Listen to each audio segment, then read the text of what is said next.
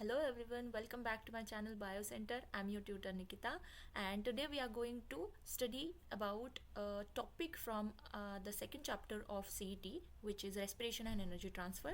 आज इस chapter से हम एक topic study करने वाले हैं which is respiration. Actually it's an introductory video for this chapter respiration and energy transfer. तो चलिए आज हम पढ़ते हैं respiration इस topic के बारे में.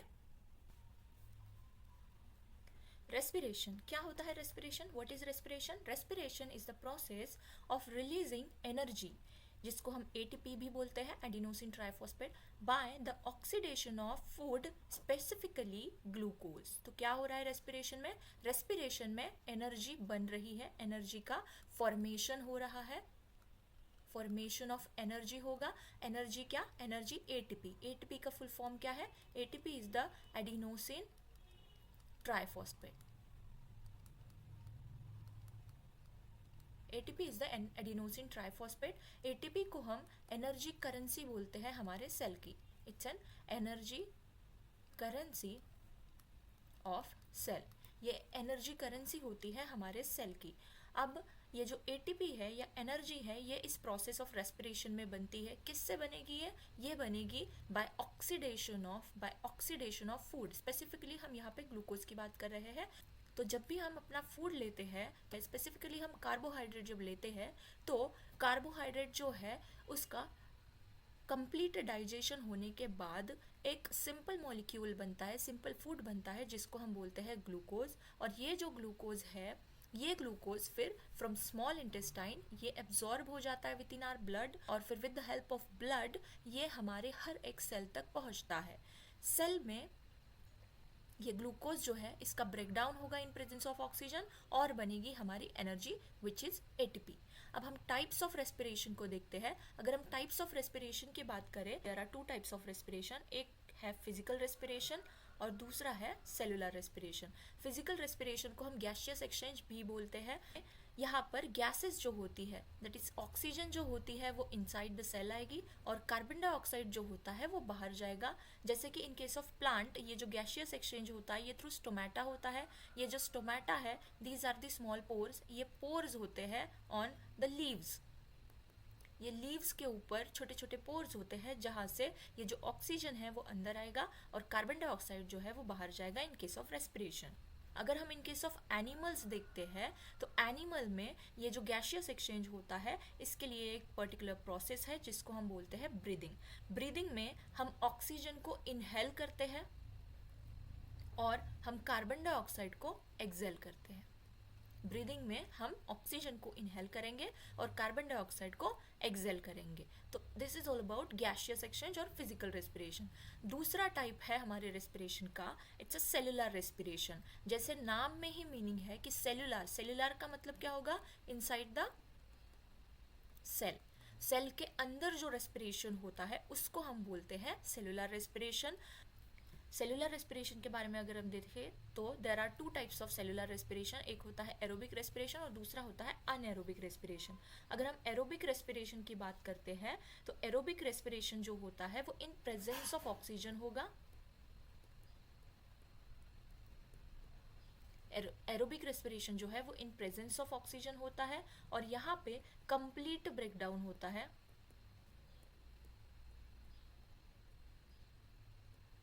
कंप्लीट ब्रेकडाउन होता है किसका? ग्लूकोज का. ग्लूकोज जो है वो कंप्लीटली ब्रेकडाउन होगा in case of aerobic respiration और ये इन प्रेजेंस ऑफ ऑक्सीजन होता है. कंप्लीट ब्रेकडाउन ऑफ ग्लूकोज होके कुछ प्रोडक्ट्स बनते हैं, जैसे कि एक हो गया वाटर, दूसरा हो गया कार्बन डाइऑक्साइड और तीसरा हो गया एटीपी. ओके, तो एरोबिक रेस्पिरेशन क्या होता है? Aerobic respiration is a type of respiration. It's a type of respiration in which complete breakdown of glucose will takes place and ये इन प्रेजेंस ऑफ ऑक्सीजन होगी प्रोसेस. इसमें जो products बनेंगे वो होंगे वाटर, कार्बन डाइऑक्साइड और ATP which is energy. अब हम इन अनएरोबिक रेस्पिरेशन के बारे में पढ़ते हैं. अनएरोबिक रेस्पिरेशन का मतलब क्या होता है? Anaerobic respiration is also a type of respiration which is occurs in absence of oxygen. ये जो होता है ये एब्सेंस ऑफ ऑक्सीजन में होने वाली प्रोसेस होती है. ओके।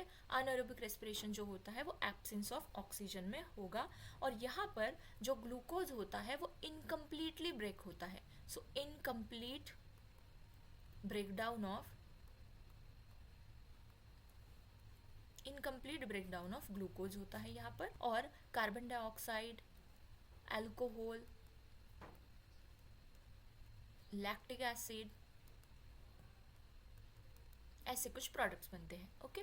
सो अब यहाँ पे जब हम एरोबिक और अनएरोबिक रेस्पिरेशन को देखते हैं तो यहाँ कुछ स्टेप्स होती है इनमें। अब यहाँ पे एक फर्स्ट स्टेप दी है, देखो, ग्लाइकोलिसिस। ये जो ग्लाइकोलिसिस है ये दोनों में कॉमन स्टेप होती है। ग्लाइकोलिसिस जो है वो एरोबिक और अनएरोबिक में एक कॉमन स्टेप होती है।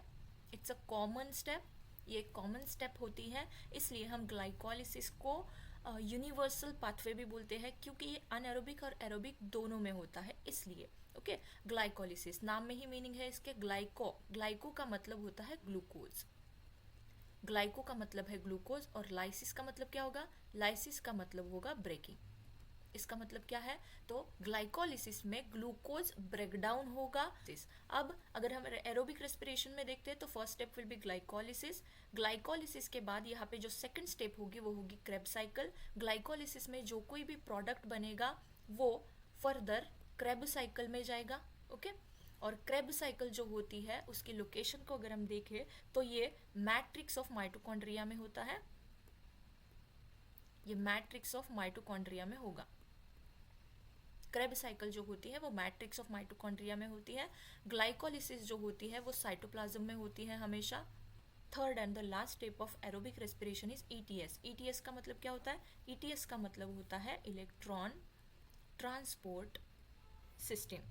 अब ये जो इलेक्ट्रॉन ट्रांसपोर्ट सिस्टम होता है, ये क्रेब्स साइकिल में जो कोई भी प्रोडक्ट्स बनेंगे which are high energy molecule जो होते हैं, FADH, NADH, ये जो होते हैं हाई एनर्जी मॉलिक्यूल, ये क्रेब्स साइकिल में बनेंगे, और इनकी हेल्प से जो ETS इलेक्ट्रॉन ट्रांसपोर्ट चेन में ATP का फॉर्मेशन होगा। फाइनली जो ATP फॉर्मेशन होता है वो ETS मतलब इलेक्ट्रॉन ट्रांसपोर्ट सिस्टम में होता है। और इसकी अगर लोकेशन को हम देखें तो this is inner mitochondrial membrane, inner mitochondrial membrane में होता है। ओके।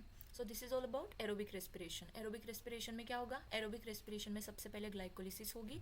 ग्लाइकोलिसिस में ग्लूकोज जो होगा वो ब्रेक डाउन होगा और एक प्रोडक्ट बनेगा जिसको हम पायरुवेट बोलते हैं। अब ये जो पायरुवेट होता है वो फर्दर प्रोसेस्ड होकर क्रेब्स साइकिल में जाएगा। Krebs cycle matrix of mitochondria में होगी, और क्रेब्स साइकिल में जो भी हाई एनर्जी मॉलिक्यूल बनेंगे जैसे कि NADH हो गया, FADH2 हो गया, ये जो मॉलिक्यूल्स होते हैं ये इलेक्ट्रॉन ट्रांसपोर्ट चेन में एंटर करेंगे, और इनकी वजह से फिर लास्ट में बनेगी हमारी ATP, which is a main aim of our process. Okay.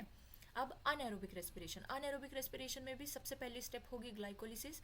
Glycolysis के बाद जो सेकंड स्टेप होती है उसको हम बोलते हैं फर्मेंटेशन। फर्मेंटेशन होता है। फर्मेंटेशन में सबसे पहले लैक्टिक एसिड फर्मेंटेशन और अल्कोहलिक फर्मेंटेशन, ये दो टाइप का फर्मेंटेशन हो सकता है। It's a type of anaerobic respiration actually. Okay. Anaerobic respiration का टाइप होता है फर्मेंटेशन। अगर फर्मेंटेशन में जो लास्ट प्रोडक्ट होता है ग्लूकोज का ब्रेकडाउन, इनकम्प्लीट ब्रेकडाउन होने के बाद अगर लैक्टिक एसिड बनता है तो हम उसको लैक्टिक एसिड फर्मेंटेशन बोलते हैं।